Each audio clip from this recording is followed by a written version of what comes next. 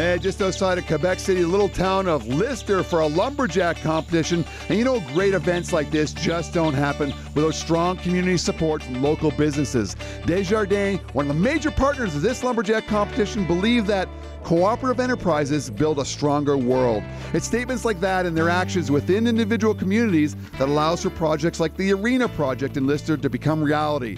Desjardins is a big part of the community in this small rural Quebec town, and they also found it necessary to step up to the plate when Hugues Filion came to them with an idea to host a lumberjack competition. We're certainly hoping for this event to survive for years to come and that businesses like Desjardins continue to be involved. We're about to get started for the Underhand Chop and told we had 17 competitors. We're going to be showing you the top 4 heats. The first heat is going to feature Donald Lambert taking on the host of this competition, Hugues Filion, and they're chopping through 12 inches of aspen, a tough chore.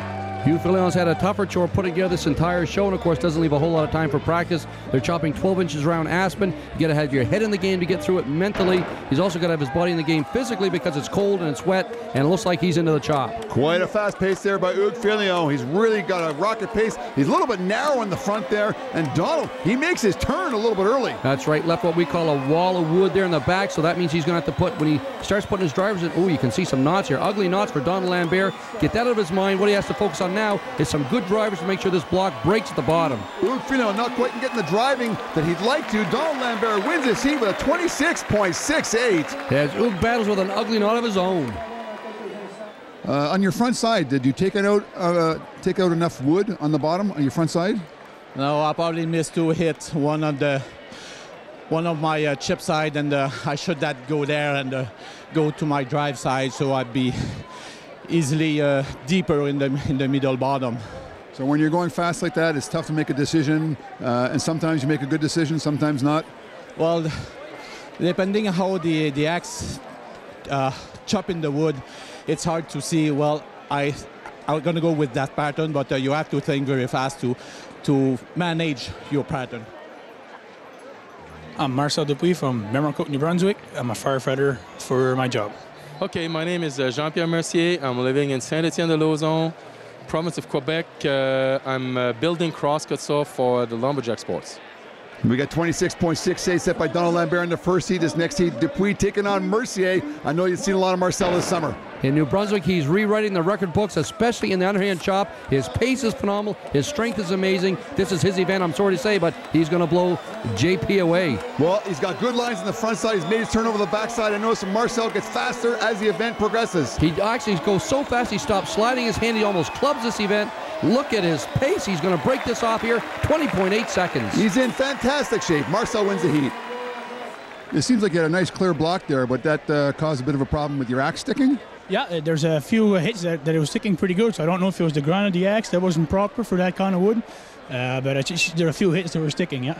Well, sometimes when you're hitting so hard and the wood is soft like that, you're going really deep into the wood. Yeah, that's a problem sometimes, but I'll take that problem anytime. Well, Marcel Dupuis just knew at the sport he only has 1 or 2 axes. A lot of these veterans here have an axe box full of 6, 7, 8 axes. Before an event like that, they'd go and take their axes, try them in the wood. The axe that's the most free in the wood, that's the one they're going to go with. Marcel doesn't have that option. Well, here we go. Heat number 3, Duperry versus Blais, 20.81. Time to beat set by Marcel Dupuis. We got a speed here of Jonathan Blais and the veteran experience of Gaston. Gaston, you can see in his face today, he looks a little bit tuckered out. The weather may be getting him down. Jonathan Blais, a real bad miss hit there in his front side. That's a really key stroke, that bottom swing on your driver. He has to go back and re-swing that. Gaston still hitting the wood hard, that's for sure, and he's going to win this heat with a time of 23.01. On your front side, I think I counted maybe 10 or 12 hits, but very few, maybe 4 or 5 hits on the backside. It broke off very quickly.